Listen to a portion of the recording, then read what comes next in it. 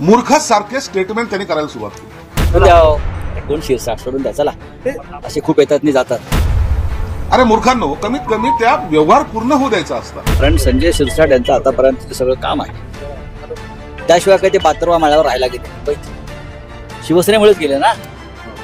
मुंबईमध्ये पात्रवा माळ्यावर आम्ही पण राहत नाही। रात्रीची उतरली नाही म्हणून असे जे स्टेटमेंट करतायत त्याची बातमी होऊ शकते, परंतु कुणाचं चरित्र हनन नाही होऊ शकत। सत्तेचा राजकीय गैरवापर करून, अशा प्रकारे बेकायदेशीर कृत्य करून, महाराष्ट्र राज्याची लूट करून, व्यापार करून मोठी हॉटेल कशी विकत घेतली, मग पैसा कुठून आणला, पैसा कोणी यांना पुरवला, मूर्खासारखे स्टेटमेंट त्यांनी करायला सुरुवात केली।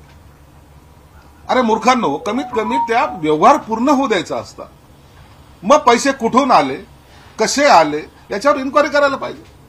कोर्टाने दिलेला आदेश, ही रक्कम जी आहे 67 कोटीची, ही तुम्हाला व्हाईटमध्ये भरायची दिसणार आहे। कुठून पैसे आले तुम्हाला रेकॉर्डवर दाखवावं लागणार आहे। असं तर का होणार नाही ना। ब्लॅक अँड व्हाईटचा काही प्रश्न तिथे येतो का? परंतु त्यापूर्वीच मग यांच्याकडे एवढी संपत्ती आली कुठून, आणि त्याच्यावर जे काही वाद सुरू झाले त्याच्यामुळे एवढी काही प्रसिद्धी त्या प्रकरणाला दिली गेली की आता सरकारला लुटायचं किंवा त्या हॉटेल ज्याची आहे त्याला लुटायचं काम सुरू केले की काय, आणि त्याची रक्कम जवळपास 110 कोटी रुपये त्यांनी सांगितली। प्रश्न असा आहे की 7 वेळेला टेंडर झाल्यानंतर कुणी भरलं नाही।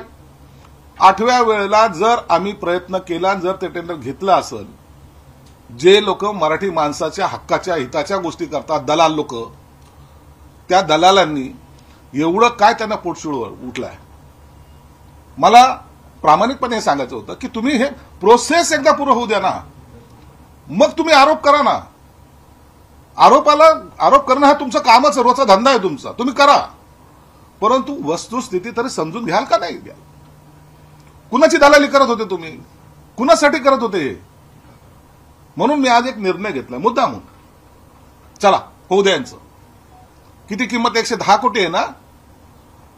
झालंय काय, त्या संजय राऊतला एकाने ब्रीफिंग केलं, दुसऱ्या दिवशी ते अडचणीत आले, याचा व्यवहारच पूर्ण झाला नाही, 25% रक्कम भरली नाही, यांच्यावर आपण आरोप कसे करायचे? मग निघालं की यांचा इन्कम टॅक्स काय, मग यांचं काय, सगळे धंदे सोडून दिले आणि असलेल्या सगळे मग इन्कम कुठून जनरेट होतं? तुमची लायकी नसल्यामुळे बँक तुम्हाला उभं करत नाही। संजय शिरसाट कधी बँकेच्या दारात गेला नाही, पण लोन देणारे माझ्या दारात येऊन मला लोन देतात। इथं जिथं बसलोय ना, 5 कोटी रुपयाची फाईल त्यांनी सिग्नेचर केली मी बँकेची लोनची, इथं येऊन सहाय्य केला। हे याला इज्जत कमावी लागते, दलालांची इज्जत नसते, म्हणून तुम्हाला ते कळणार नाही। त्या सगळ्या टेंडर प्रक्रियेत माघार घेतली आहे, त्यांचं म्हणणं की आपण जिल्हा बांधकाम त्यांनी करावं। पण आता ह्याच्यावर तुम्ही माझी रिॲक्शन का विचारताय? तुम्ही आरोप केले होते। मी आरोप नव्हता केला, मी काही प्रश्न विचारले होते। आरोप कशा करता करायचे? खरं म्हणजे मराठी तरुणांनी उद्योगात यायला पाहिजे या मताच्या आल्या। शिवसेनेची स्थापना त्यासाठी आहे की आपली मराठी मुलं, मराठी तरुण आणि नोकऱ्या न करता नोकऱ्या देणारे व्हावेत, उद्योग करावेत, ही आमची भूमिका आहे। फक्त सत्तेचा राजकीय गैरवापर करून,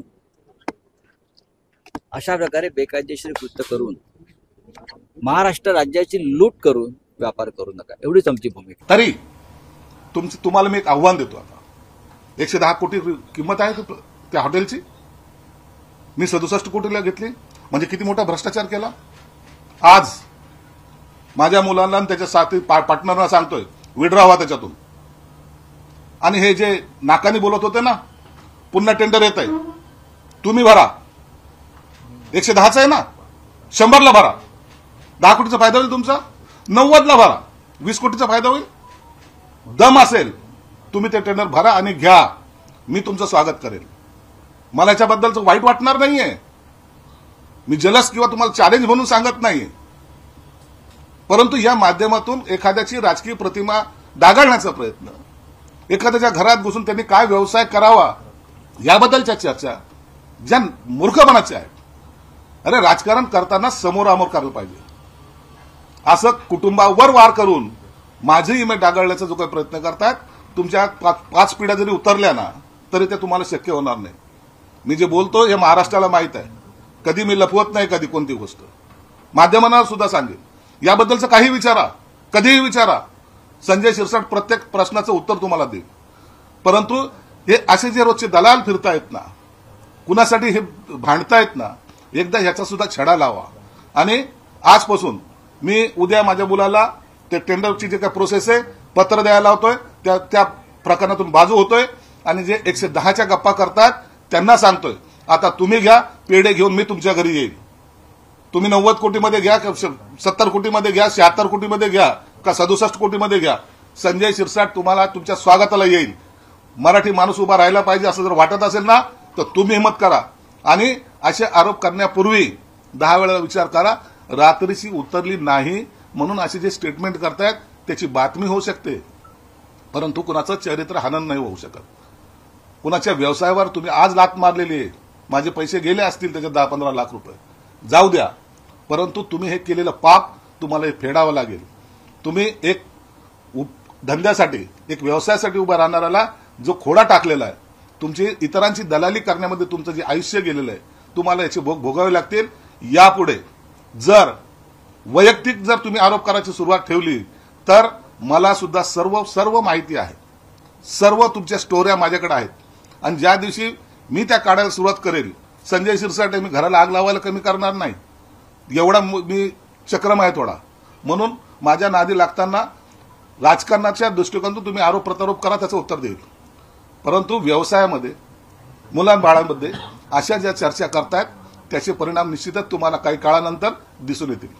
एक मराठी तरुण पुढे जात होता, तुमच्या वक्तव्यामुळे त्याला टेंडर प्रक्रियेमध्ये मला असं वाटत नाही, मला असं वाटत नाही. असं संजय शिरसाट म्हणाले. नाही, मला असं वाटत नाही, कारण संजय शिरसाट यांचं आतापर्यंतचं सगळं काम आहे. त्याशिवाय काही ते बातरवा माळ्यावर राहायला गेले मुंबईत, शिवसेनेमुळेच गेले ना. मुंबईमध्ये बातरवा माळ्यावर आम्ही पण राहत नाही.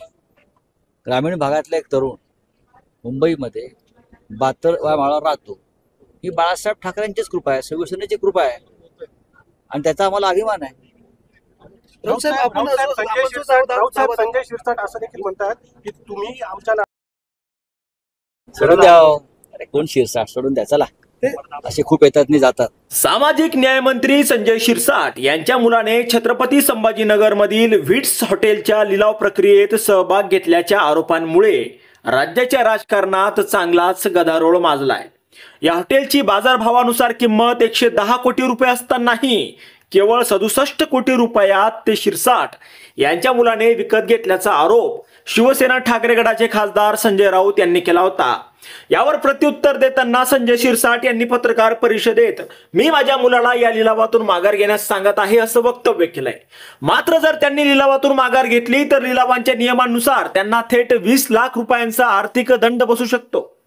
आता संजय शिरसाट यांनी पत्रकार परिषदेत म्हटलंय की गेल्या 10 दिवसांपासून एक विषय चर्चेला येत आहे. माझ्या मुलाने संभाजीनगरमध्ये एक हॉटेल विकत घेतलंय, त्या हॉटेलचे प्रकरण कोर्टात गेलंय. यात 7 वेळा लिलावाची प्रक्रिया पार पडली आहे. यावेळी कोणी हॉटेल घेतलं नाही. 8व्या वेळी माझ्या मुलाने आणि त्याच्या मित्राने टेंडर भरलंय, त्यासाठी आवश्यक रक्कम देखील भरण्यात आली आहे. आता हे केल्यानंतर मूर्खासारखं काही जण स्टेटमेंट करू लागले आहेत. मुळात ज्यावेळी हॉटेल खरेदी होईल त्यावेळी सगळा व्यवहार हा व्हाईट मध्ये दिसेल. 110 कोटी रुपये त्यांनी कुठून आणली, 58 कोटी रुपयांचा विषय आहे. आरोप करण्यापूर्वी वस्तुस्थिती समजून घ्या. संजय राऊत यांना एकाने चुकीचं ब्रीफिंग केलंय. त्यांना लक्षात आलंय की चुकीचे आरोप केले आहेत. मी तुम्हाला आव्हान देतो की 100 कोटी रुपयांचं हॉटेल आहे ना, मी 68 कोटी रुपयांना विकत घेणार होतो. मी आज माझ्या मुलांना सांगतो त्यातून बाहेर पडा. आता पुन्हा नवीन टेंडर निघत आहे. 100 कोटी 90 कोटी तुम्हाला जेवढे वाटेल तेवढे भरा. 100 कोटी रुपयांचं हॉटेल असेल तर तुम्हालाच फायदा होईल ना, असंही त्यांनी म्हटलंय. आता संजय शिरसाट यांच्या दाव्यानुसार ते आता हे हॉटेलच्या लिलावातून बाहेर पडणार आहेत. जर त्यांनी माघार घेतली तर त्यांना तब्बल 20 लाखांचा भुर्दंड बसेल.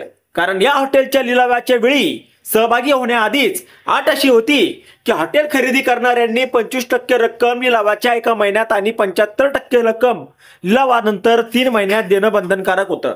जर असं केलं नाही तर अनामत रक्कम जप्त करण्यात येईल असा नियम आहे, अशी माहिती छत्रपती संभाजीनगरचे एसटीएस व्यंकट राठोड यांनी दिली आहे. आता संजय शिरसाट नेमका काय निर्णय घेणार हे पाहणं महत्त्वाचं ठरणार आहे. यावर तुम्हाला काय वाटतं, तुमचं मत कमेंट बॉक्समध्ये लिहायला अजिबात विसरू नका. व्हिडिओ आवडला असेल तर जास्तीत जास्त शेअर करा. आणि आतापर्यंत मराठी जनता आपण आपल्या या चॅनलला सबस्क्राईब जर केलेलं नसेल तर चॅनलला सबस्क्राईब करा.